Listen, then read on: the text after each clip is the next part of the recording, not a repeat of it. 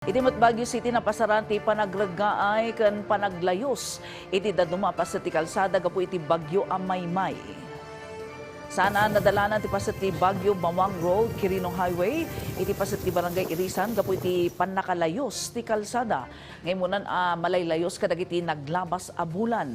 Dagos met ang nagresponde ti DPWH anang waknit iti napulatan a pagayusan ti danum iti imbornal. Napasaran met ti panagtinlag ti pitak, kan bato iti pasat ti Cannon Road, particular iti Camp 8. Nispondyan matlang ti City Disaster Risk Reduction and Management Office dagiti nailista panagragaay kan panakatumba dagiti daduma kayo gapu iti napigsa nga angin kan tudo. Awan met ti nakasara a kalsada iti uneg kan aklikmot wenno aglikmot ti syudad. Tapno met sana mapasaran iti panaglayos iti Lower Rock Quarry Barangay nakamonitor dagiti masnan a barangay kan ti lokal a gobyerno.